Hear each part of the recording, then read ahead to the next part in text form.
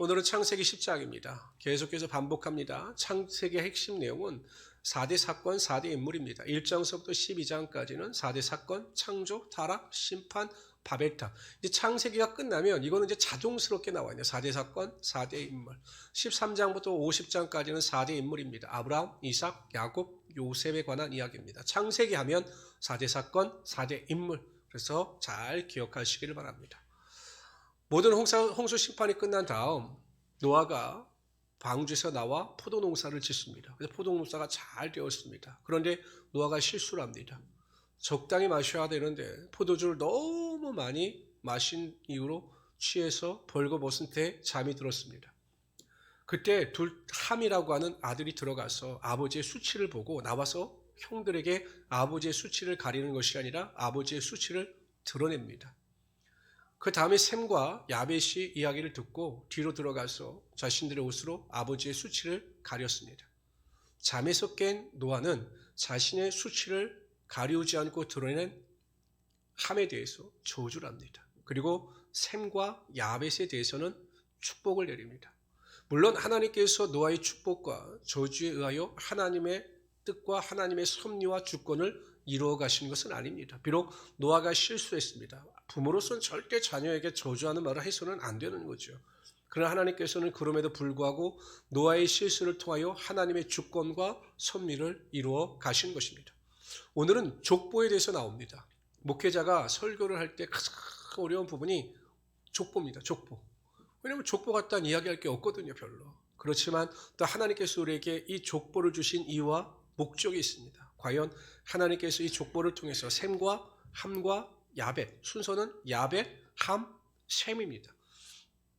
물론 야벳이 장자이라서 나온 것이 아니에요. 셈이 장자죠. 하나님께서 셈을 나중에 기록한 것은 주인공은 항상 나중에 등장하게 마련인 것입니다. 그래서 오늘은 야벳, 야벳, 함, 셈의 족보에 대해서 살펴보도록 합니다.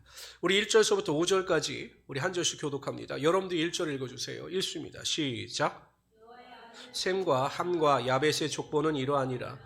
홍수 후에 그들이 아들들을 낳았으니 야벳의 아들은 고멜과 마곡과 마대와 야한과 두발과 메섹과 디라스요. 고멜의 아들들은 아스그나스와 리박과 도갈마요. 야완의 아들은 엘리사와 달시스와 기뜸과 도단임이라. 이들로부터 여러 나라 백성으로 나뉘어서 각기 언어와 종족과 나라대로 바닷가의 땅에 머물렀더라. 2절의 야완은 헬라 족속입니다. 헬라 족속. 그 다음에 3절의 아스그나스는 게르만 민족, 독일 민족입니다. 달시스는 스페인 민족입니다. 스페인 민족. 그러니까 이 야벳의 자손들은 주로 어디냐? 인도, 유럽계입니다. 지금 유럽을 구성하고 있는 모든 그 종족들의 조상이 바로 이 야벳인 것입니다.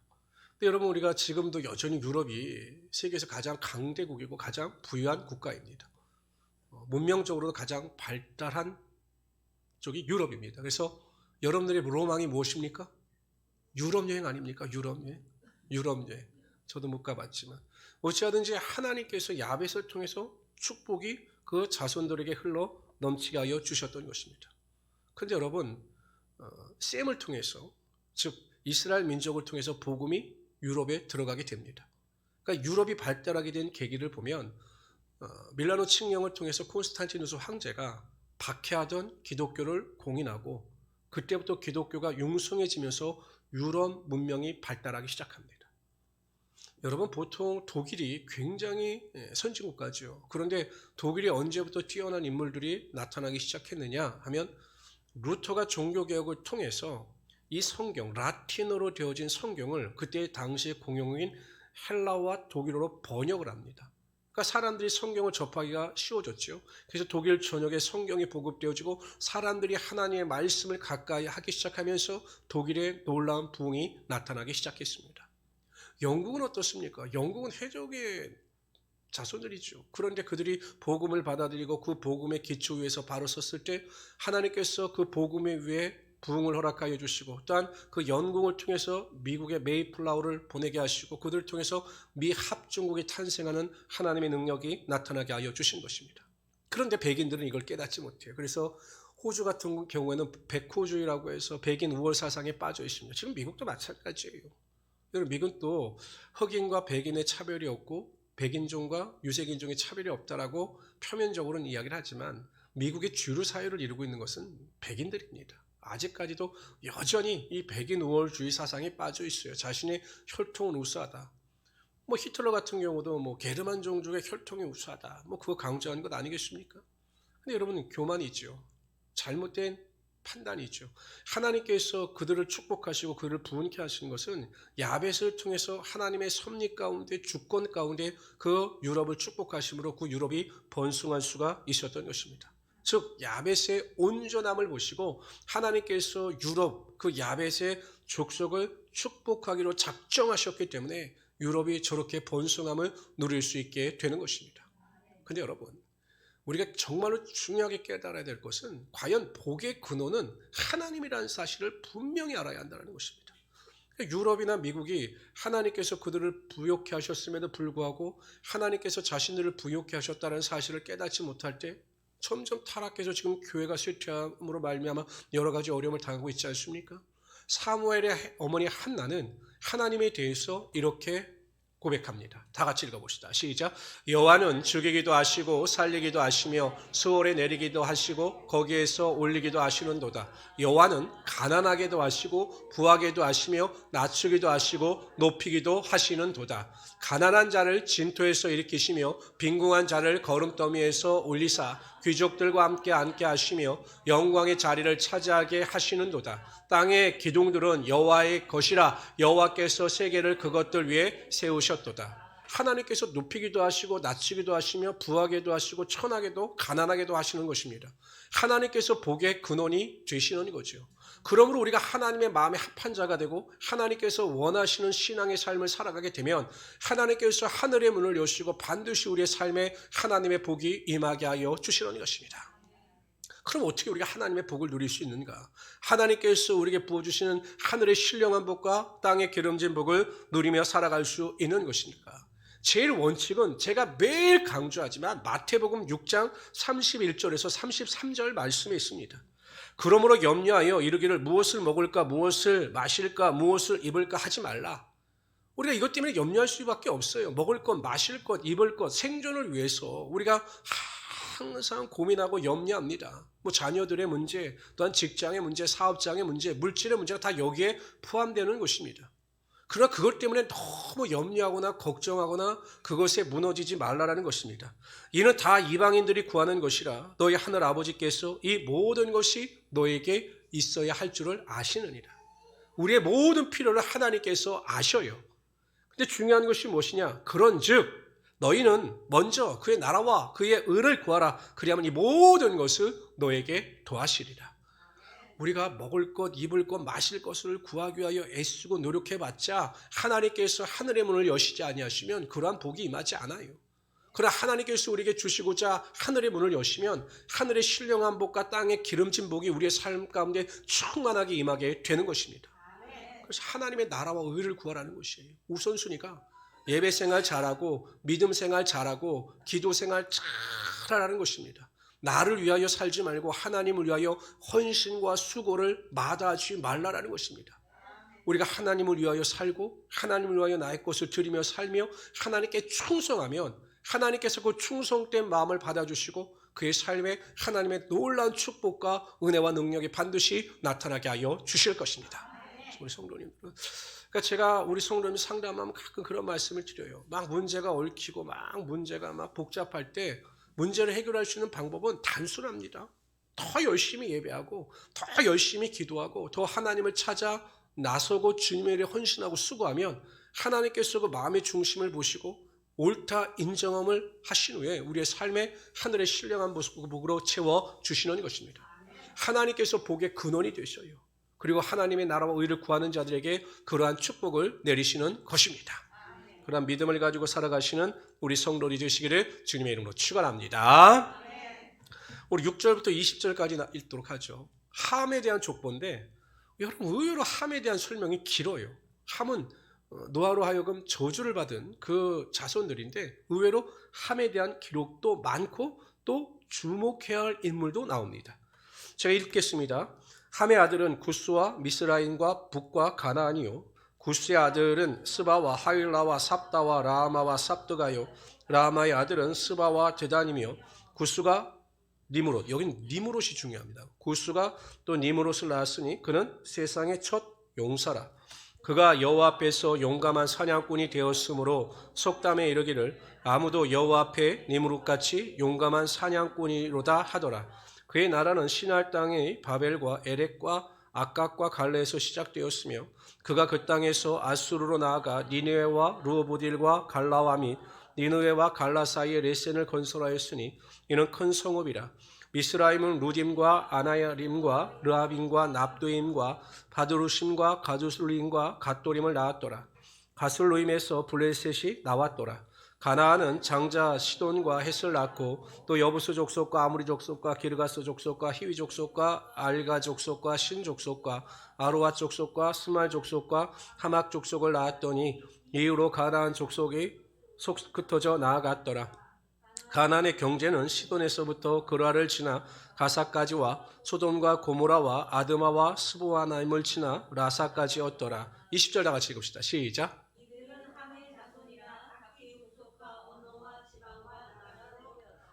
주목할 사람 첫 번째 8절에 니므롯입니다. 용사다, 첫 용사라 이렇게 나옵니다. 이 니므롯의 의미는 대적자예요. 하나님을 대적하는 자였습니다. 그러나 하나님을 대적했지만 힘과 능력과 리더십을 가지고 있는 자라 사람들을 통솔하고 사람들을 더 가지고 전쟁에 승리하는 자였습니다. 유명한 역사가인 요세푸스가 있어. 유대 역사를 기록하는 요세푸스에 의하면 이 바벨탑을 건설하는 데 주동자가 이 니므롯이었을 것이다 라고 추측을 합니다. 그만큼 여러분 뛰어난 리더십과 능력 있는 사람이었습니다. 그러니까 인간적으로 볼 때는 어떻습니까? 굉장히 멋있는 사람이었어요. 멋있는 사람. 남자답고 뭐 용맹스럽고 뛰어난 리더십도 있고 그야말로 완벽한 사람이었습니다. 또 여러분 가나안 자손이 누구냐면 가나안 자손이 이스라엘 백성들이 가나안 땅에 들어갈 때 그 땅에 머물고 있는 족속이 가나안 족속이었어요. 그런데 우리가 여러분 역사를 배울 때 보통 석기 문화, 그 다음에 무슨 문화죠? 석기 다음에 청동기 문화, 청동기 문화 다음에 철기 문화, 철기 문화 다음에 스테인리스 문화죠. 스테인리스 문화. 스테인리스 문화는 없어요. 그러니까 청동기 문화 다음에 철기 문화예요. 그러니까 철을 발명하면서부터 이 군사력이 강화됐죠. 그런데 이스라엘 민족이 애굽에서 나와 가나안 땅을 거쳐 요단강을 건너 가나안 땅을 들어갈 때 이스라엘 민족은 청동기 문화였어요. 그러니까 무기가 뭐였냐면 청동기, 구리 종류였기 때문에 그렇게 강하지 않았죠. 쇠에 비해서. 근데 그 가나안 땅에 머물고 있는 이 가나안 족속, 가나안의 후손들은 철기 문화였어요. 그러니까 여러분 얼마나 무기가 강력합니까? 어찌 보면 무기로 싸움을 하면 이스라엘 민족이 가나안 족속의 상대가 될 수가 없었던 거죠. 그만큼 가나안 족속은 힘과 능력 있는 족속이었습니다. 그러니까 여러분 니므롯이나 가나안이 상징하는 것이 무엇이냐? 인간적인 면으로 볼 때는 완벽하고 인간적인 면으로 볼 때는 힘과 지혜와 능력이 있는 사람과 족속이었다는 것입니다. 근데 그들이 어떻게 되느냐? 지금도 생존하느냐? 다 멸망을 당했습니다. 인간의 눈으로 볼 땐 영원히 번성할 것처럼 보였지만 멸망을 당했습니다. 물론 노아의 저주로 인하여 그들이 종이 되고 많은 고난을 당했지만 하나님을 대적하는 자들에 대한 하나님의 심판이 있음을 분명히 보여주는 것입니다. 하나님은 아무리 힘과 능력이 있어도 하나님을 대적하는 자들에 대하여 반드시 심판하셔요. 그러나 하나님 앞에서 겸손한 마음을 가지고 하나님의 도우심을 구하는 자들을 기억하시고 그들의 삶에 하늘의 권세와 능력으로 채워주시는 것입니다. 히스기야 왕 때 아수르의 사네리 왕이 침공을 합니다. 그래서 랍사게를 통해서 얼마나 여러분 남유다를 조롱합니까? 제발 히브리 방언으로 말하지 말라. 백성들이 그 랍사게가 하는 말을 들으면 크게 낙심한다. 그러니 제발 히브리어 방언으로 하지 말라라고 이야기하는데 막 랍사게가 히브리 말로 하는 겁니다. 지금으로 말하면 미국 사람인데 막 한국말로 막 조롱하는 거예요. 이스라엘 남유다 백성들에게 뭐라고 이야기합니까? 지금까지 아수르 사네립 왕의 손에서 그 민족을 구원해낸 신이 없다라는 것입니다. 사네립이 다 정복했다라는 것입니다. 남유다도 마찬가지라는 것입니다. 하나님이라고 해서 이 남유다를 사네립의 손에서 구원할 수 없다라고 하나님을 조롱합니다. 멸시하죠. 그때 히스기야가 어떻게 합니까? 히스기야나 이스라엘 백성들은 할 수 있는 일이 아무것도 없었어요. 싸워봤자 백전백패니까요. 결국 하나님만을 의지할 수밖에 없었습니다. 그래서 하나님 앞에 나가 이스라엘 백성과 히스기야 왕이 겸손한 마음을 가지고 하나님 도와주십시오. 하나님만이 우리의 삶의 유일한 능력이 되십니다라고 기도할 때 하나님께서 히스기야와 이스라엘 백성들 남유다의 그 기도를 들으시고 강력한 군대 18만 5천 명을 밤새 죽이셨어요. 그래서 완전 패망하게 되고 사내립 왕은 급히 고국으로 귀환하게 됩니다. 귀환해서 어떻게 됐습니까? 교만하고 대적자처럼 행하던 그가 반란군에 의해서 살해를 당해요. 하나님을 대적하는 자의 치유가 그럴 수밖에 없다는 것을 하나님께서 보여주시는 것입니다. 성도 여러분, 항상 하나님 앞에 겸손한 마음을 가지고 엎드리십시오. 하나님, 나를 도와주시옵소서. 오직 하나님만이 나의 삶의 능력이 되시고 위로가 되시니 하나님, 내가 매일 하나님 앞에 엎드립니다. 내 자녀를 위해서, 가정을 위해서 하나님 엎드립니다. 나의 연약함을 도와주십시오라고 기도하면 하나님은 겸손한 자의 기도 가운데 함께하여 주셔서 반드시 하나님의 능력이 나타나게 하여 주실 것입니다. 그래서 우리 성도님들은 교만한 자가 되지 마시고 항상 겸손한 자가 되어서 하나님만을 의지하며 살아가시는 우리 성도들이 되시기를 주님의 이름으로 축원합니다. 우리 21절 32절까지 이제 마지막 셈이 나옵니다. 셈. 21절 읽어주세요. 시작. 셈은 에벨 온 자손의 조상이요 야벳의 형이라. 그에게도 자녀가 출생하였으니 셈의 아들은 엘람과 아스루와 동그라미 치세요. 아르바삭의 동그라미 치세요. 아르바삭과 룻과 아람이요. 아람의 아들은 우스와 훌과 게벨과 마스며 아르바삭은 셀락을 낳고 셀라는 에벨을 낳았으며 에벨은 두 아들을 낳고 하나의 이름은 벨렉이라 하였으니 그때 세상이 나뉘었으며 벨렉이 아우의 이름은 욕단이며 세상이 나뉘었다라고 하는 것은 바벨탑 사건을 의미하는 겁니다. 바벨탑 사건. 그날 구음, 언어가 흩어짐으로 모든 민족이 나뉜 거죠. 욕단은 알모닥과 셀렉과 하살마웻과 예라와 하도람과 우살과 디글로와 오발과 아비마일과 스마와 오빌과 하일라와 요밥을 낳았으니 이들은 다 욕단의 아들이며 그들이 거주하는 곳은 메사에서부터 스발로 가는 길이 동쪽 산이었더라. 이들은 셈의 자손이니 그 족속의 언어와 그 지방의 나라대로였더라. 우리 32절 다 같이 읽읍시다. 시작.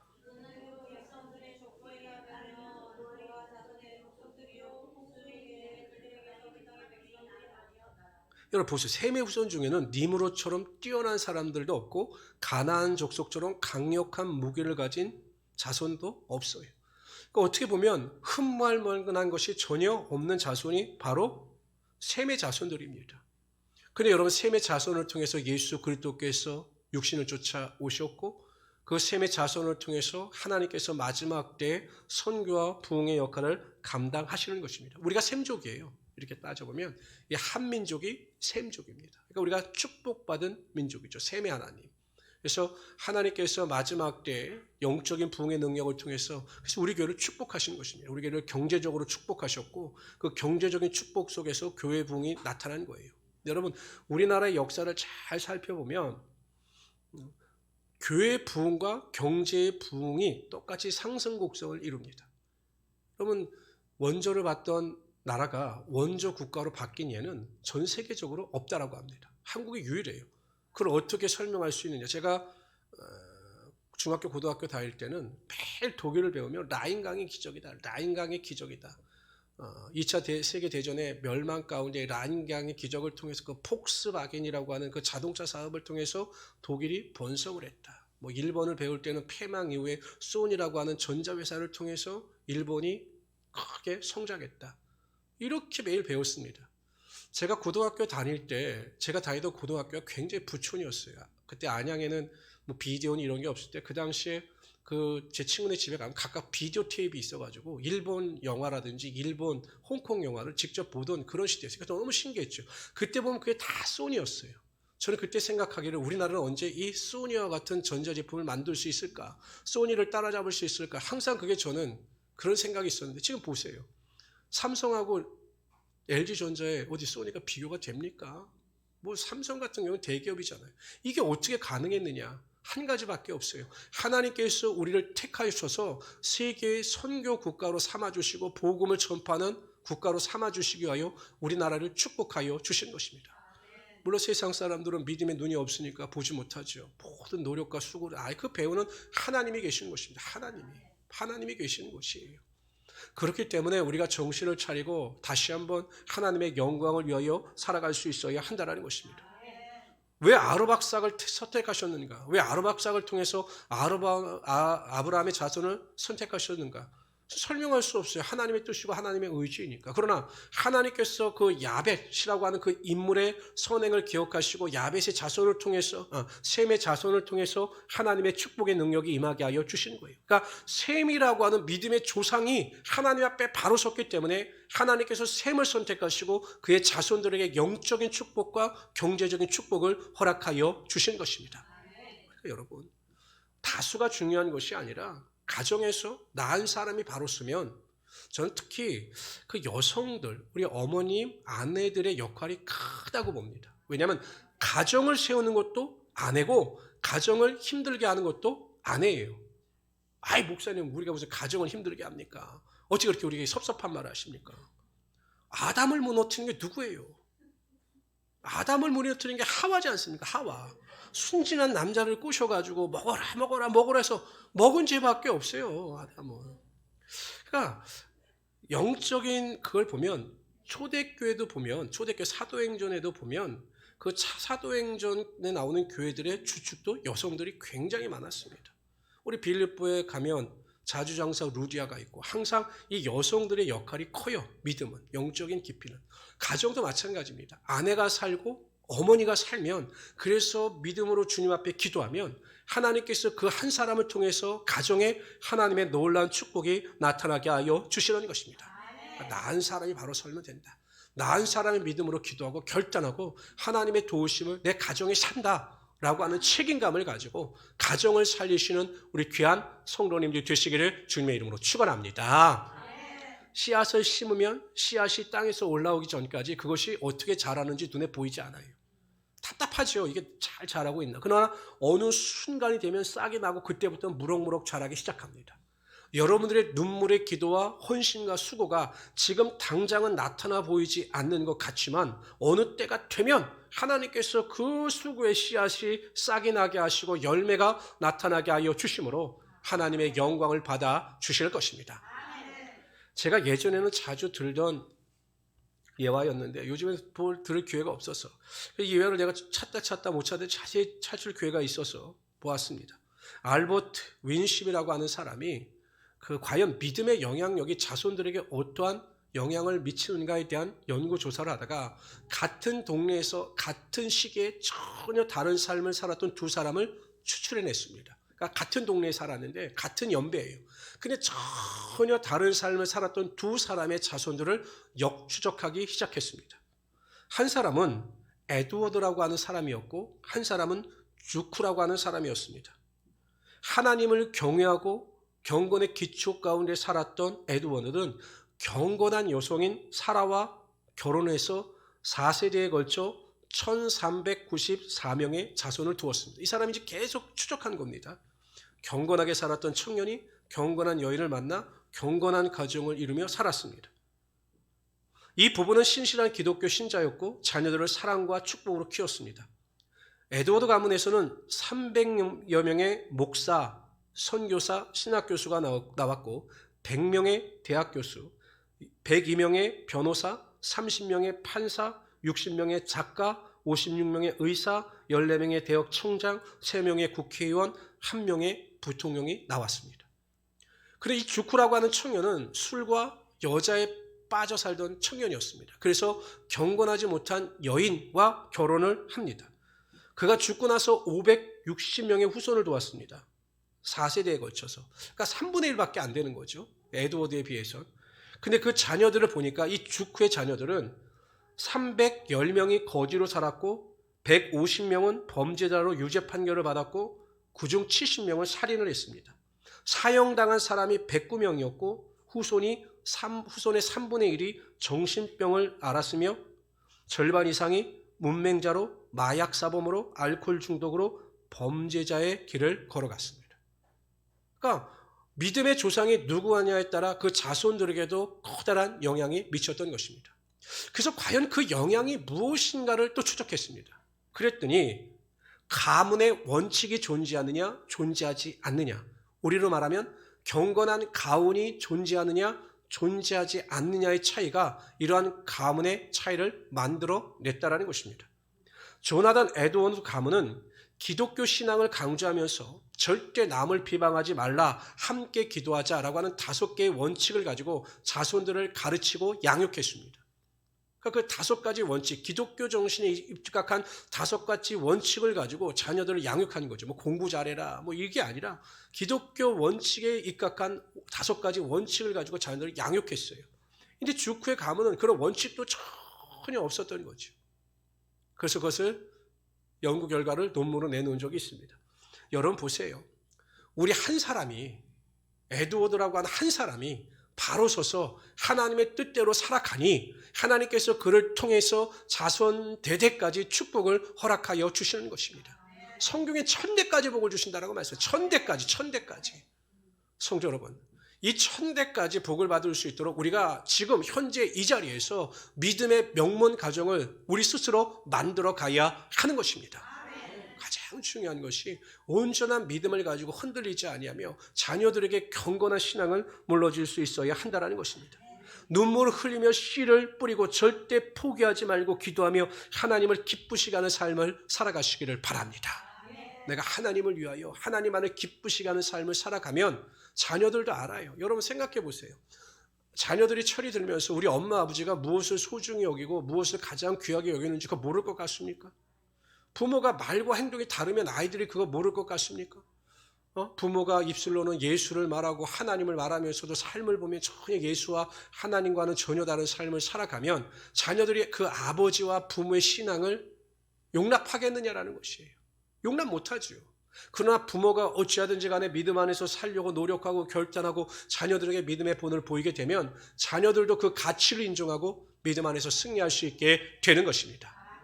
내 한 사람이 변하면 반드시 하나님께서 나를 통해서 명문 가정을 일으켜 세우신다. 이러한 믿음을 가지고 살아갈 수 있는 우리 귀한 성도들 되시기를 주님의 이름으로 축원합니다.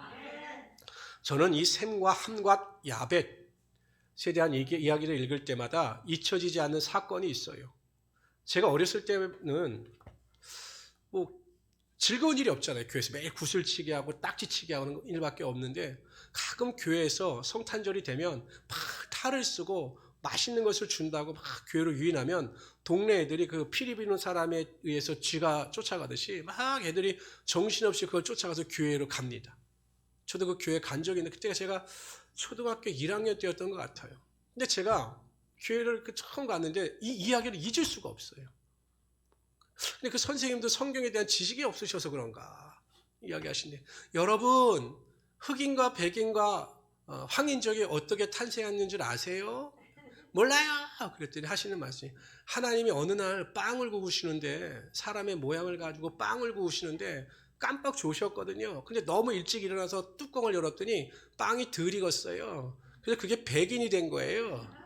다음에는 너무 지나서 깨셨더니 그게 흑인이 되는 거예요. 그리고 유색인종이 된 거예요.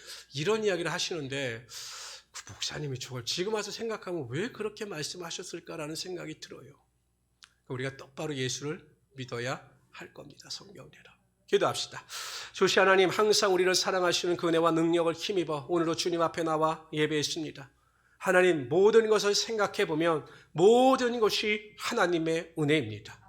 하나님께서 나를 아시고 나를 택하셔서 하나님의 자녀 삼아주시고 구원의 은혜 가운데 살아가게 하여 주셨습니다.